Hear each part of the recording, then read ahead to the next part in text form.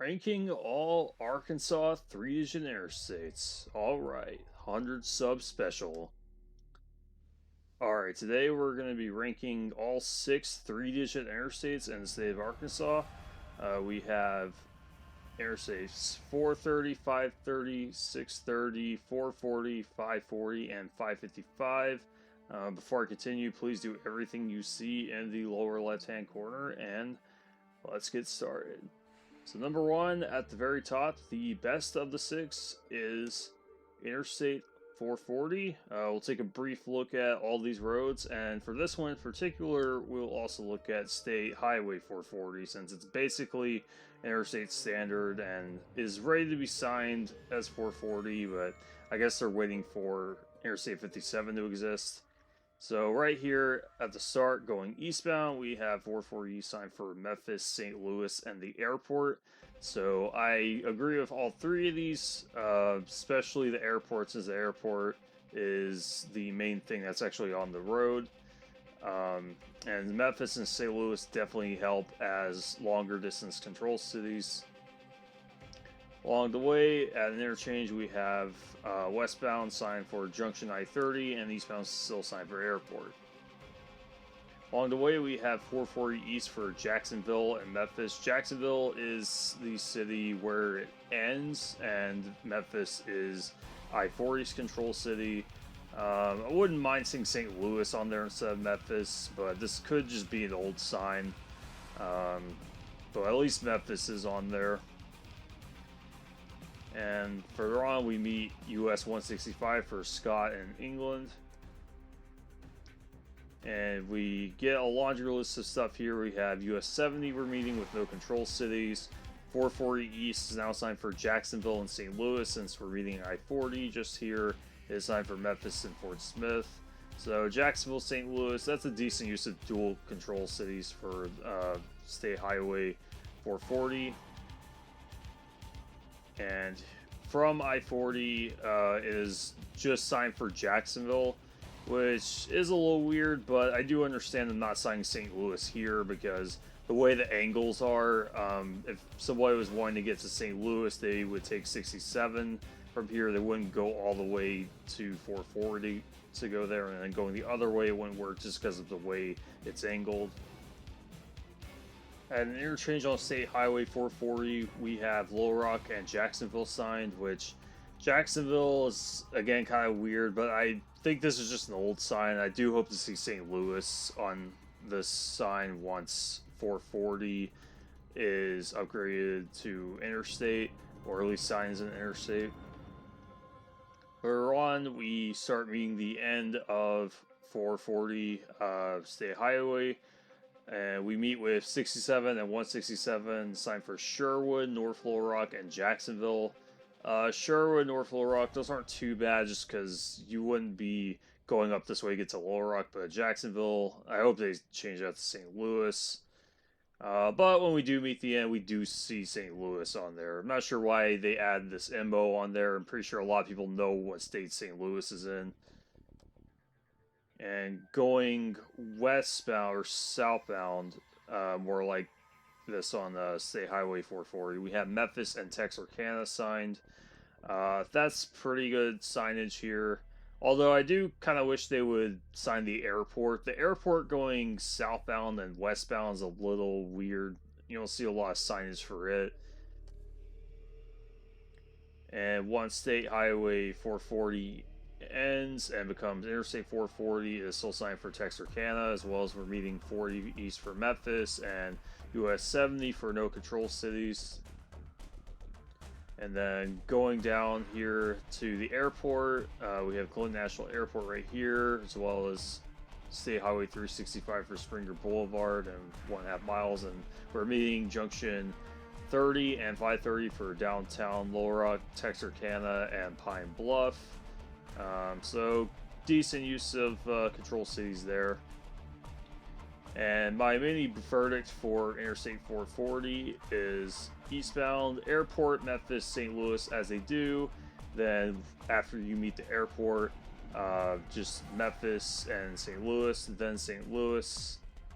Then westbound airport, Texarkana, And then Texarkana Pine Bluff because of I-30 and 530. Alright, number 2 is 530. So starting here at the junction with I-30, 440, and 530, 530 South is signed for Pine Bluff, as well as 65 and 167. Here we are meeting US 167 South for Sheridan, Fordyce, and El Dorado. 530 is still signed for Pine Bluff, as well as US 65. At random interchanges, this is a pretty minor interchange. It is still signed for Pine Bluff.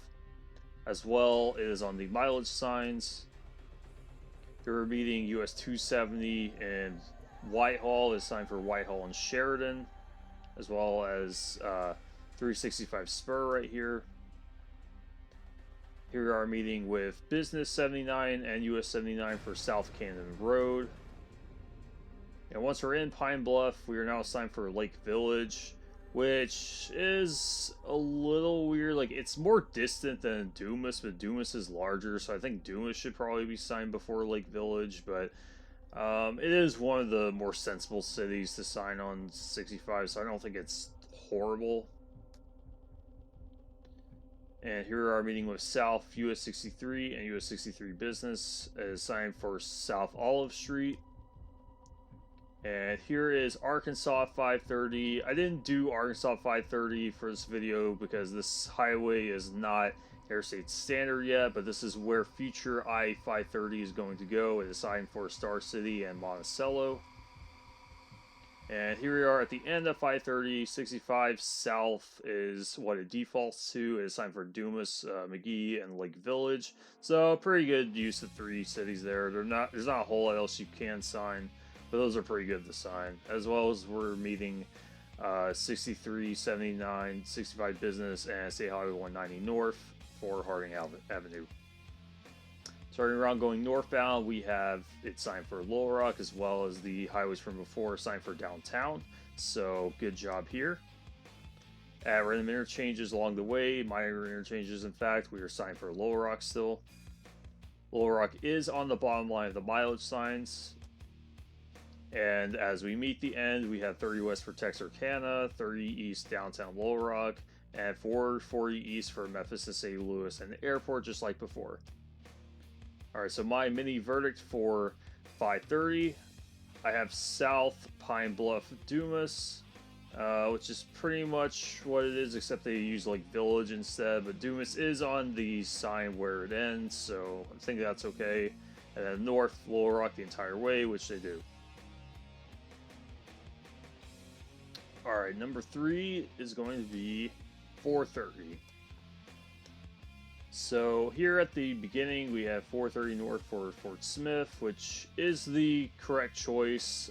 Conway would be too bad, but since 40 doesn't really sign Conway, that would be a little weird. So I think Fort Smith does work.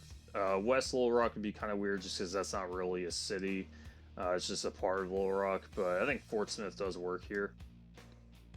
Here we are meeting with US 70 East for Stagecoach Road. And here we have a pull through for 430 North as we're meeting with 630 East downtown.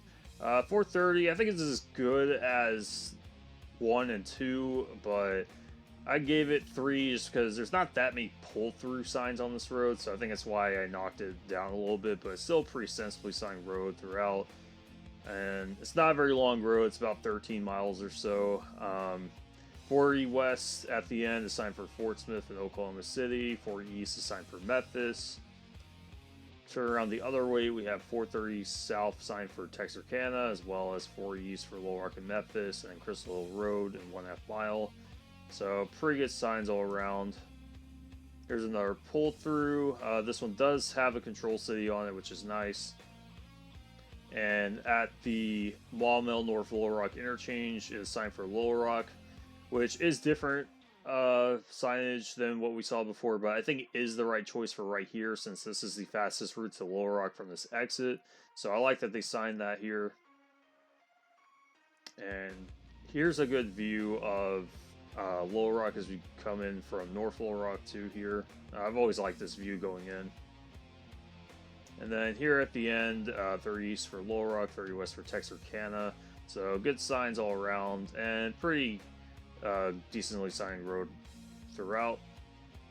And my mini verdict for this road is northbound for Fort Smith, south for Texarkana, like they do. Alright, number 4 is 630. So 630 starting off, we don't have control cities on 630 West. It's not downtown Little Rock because downtown Little Rock is for exit 140 right here, as we're on I-30 240 here. I understand why it isn't signed for anything, but I think what should actually be signed is the state capitol building, because this is the correct way to get there from here. And here is the exit for the state capitol. We can see a pretty good view of it from here. Here we are meeting with North and South University Avenue, as we saw on I-30. And it's not a very long road. It's about 6 to 8 miles or so. 430 South signed for Shackelford Road, and 430 North is not signed for anything. 430 is definitely what I would have signed from the Capitol building. So around the other way, we do have a sign for downtown, which is good. And we do get a pull-through sign east for downtown as we meet with Mississippi Avenue, Rodney Parham for exit 6A, and exit 5 is for University, like we saw before. At interchanges, it is signed west for I-430, which is good, and downtown for east, so good sign at this interchange. And here's a good view of downtown Little Rock from 630. And as we continue towards its eastern terminus, we have 30 east for North Little Rock, 30 west for Texarkana. I hope when 57 is completed, I hope 30 gets changed from North Little Rock to St. Louis, but that's just me. And my mini verdict for 630 is west, State Capitol Building, and I-430, east for downtown, all the way through. Alright, number 5 is 540. So 540, starting out from I-40, we have 40 West Oklahoma City, 540 and 71 South signed for Fort Smith, which is good.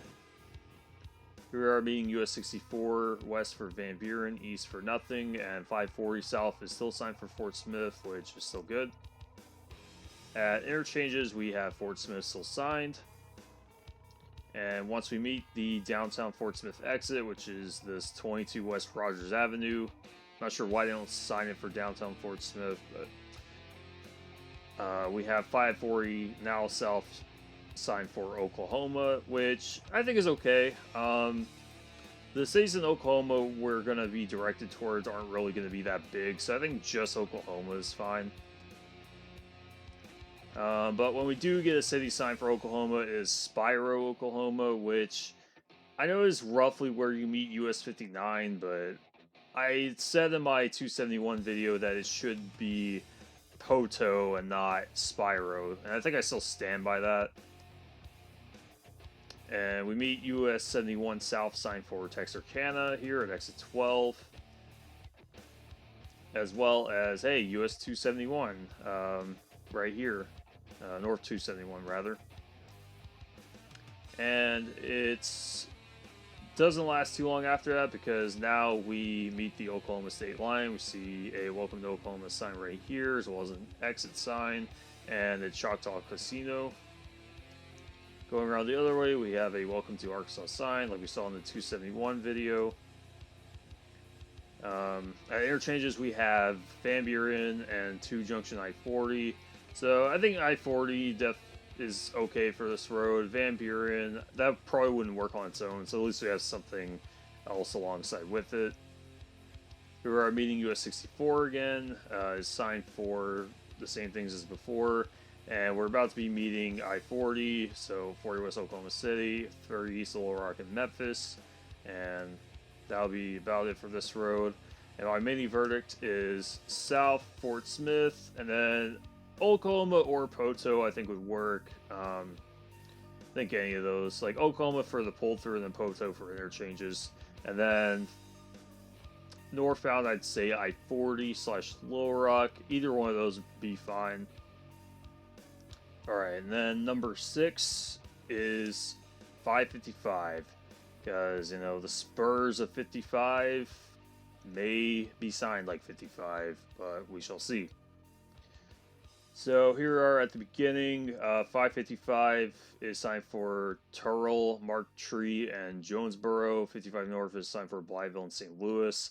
Already loose points because we don't need 3 control cities here. I think Jonesboro would do the job, but since this is a Turrell exit, I think Turrell and Jonesboro should probably be signed.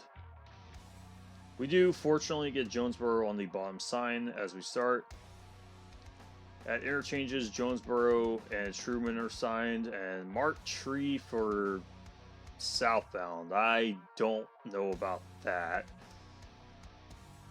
Here we are meeting Dr. Martin Luther King Jr. Drive, because, I don't know, that's the way this text reads out to me, because some of it is small, some of it is large. I don't understand it.